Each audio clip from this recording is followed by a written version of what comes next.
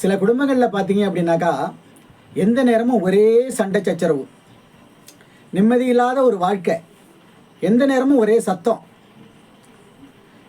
கேட்டாக்கா மனசுக்கு நிம்மதியே இல்லை அப்படின்னு சொல்கிறாங்க. அவங்க வந்து எந்த காரியத்தில் செஞ்சாலும், எந்த காரியத்தை ஆரம்பித்தாலும் தொட்டாலும் அதில் உடனே அவங்களுக்கு தடங்கள் ஏற்பட்டுக்கிட்டே இருக்கும். வீட்டில் வந்து நல்ல காரியங்கள் எல்லாம் தள்ளி போய்கிட்டே இருக்கும். கணவன் மனைவிக்குள்ளேயே கருத்து வேறுபாடுகள் எல்லாம் இருக்கும். கொடுக்கல் வாங்கல் பிரச்சனை, தன்னோட பிள்ளைகளுக்கு வந்து திருமண தடை, இதெல்லாம் இருக்கும். மொத்தத்தில் அவங்களுடைய வாழ்க்கை வந்து ஒரு இருண்ட வாழ்க்கை மாதிரியே இருக்கும். இதுக்கு வந்து 2 காரணங்கள் இருக்குது. முதலாவதாக வீடு வந்து புதுசாக கட்டப்பட்ட வீடோ அல்லது வந்து வாடகைக்கு இருக்கிற வீடோ வந்து தெருக்குத்து, ரோட்டு குத்தல் இதெல்லாம் இல்லாமல் வாஸ்து அடிப்படையில் வந்து வீடு அமைஞ்சிருந்தது, அப்படி அமைஞ்சு இருக்கணும். அது இல்லாமல் வடகிழக்கு மூலைகளெல்லாம் பாதிக்கப்பட்டு வடகிழக்கு மூலையில் வந்து காலி இடம் அதிகமாக இருக்கணும், வெளிச்சமாக இருக்கணும், உயரமான அடர்ந்த மரங்கள் எல்லாம் இருக்கக்கூடாது, பழைய கல்லுப்பட்டறைகள் இதெல்லாம் போட்டு அடைபட்டு இருக்கக்கூடாது, வெளிச்சமாக இருக்கணும். அதே மாதிரி பூஜை அறை சரியாக அமைக்கப்படணும், கழிவறை குத்தல் இல்லாமல் இருக்கணும். அப்படி குத்தல் இருந்துச்சுன்னா நிச்சயமாக வந்து குடும்பத்தில் நிம்மதி அறவே இருக்காது.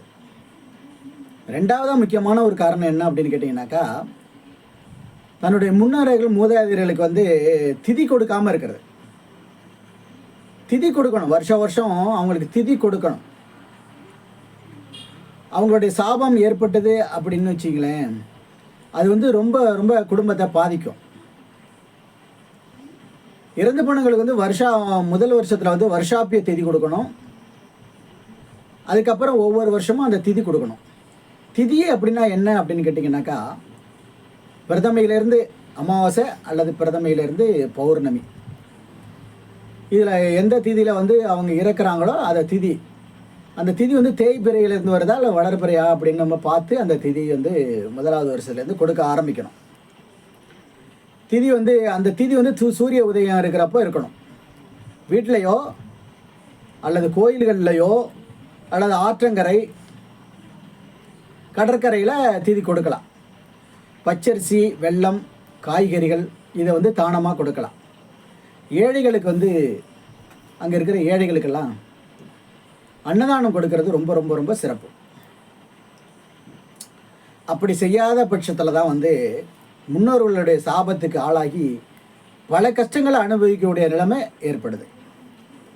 இதை வந்து நம்ம எப்படி ஜாதக ரீதியாக அப்படின்னு தெரிஞ்சுக்கணும் அப்படின்னாக்கா, ஜாதகத்தில் வந்து 9ஆம் இடத்தை வச்சு நம்ம வந்து பார்க்கணும். 9ஆம் இடத்துல வந்து பாதிக்கப்பட்டு இருக்கிறதுனால தான் வந்து பித்ரு தோஷம் அப்படின்னு சொல்கிறோம். ஏதாவது ஒரு வகையில் அவங்களுடைய சாபத்துக்கு ஆளாக இருப்போம், இல்லை திதி கொடுக்காமல் இருப்போம். இதெல்லாம் இருந்துச்சுன்னா அது வந்து பித்ரு தோஷம், அவங்களுடைய சாபத்துக்கு ஆளாகிறோம். அதனால் வந்து திருமண தடை, புத்திர பாக்கியம் இல்லாமல் இருக்கிறது, தொடர்ந்து கஷ்டங்களை அனுபவிச்சுக்கிட்டே இருக்கிறது, இதெல்லாம் இந்த பித்ரு தோஷம் இருந்தால் தான் ஏற்படும். சிவன் கோயில்களில் இருக்கிற வந்து ராமநாதரை வந்து விளக்கு தீபம் ஏற்றி வழிபாடு செய்யணும். வீட்டில் இருக்கிற மெயின் நிலைக்கதவு இருக்கு இல்லையா, அந்த நிலைக்கதவுல தான் வந்து குலதெய்வம் வாசம் செய்யுது.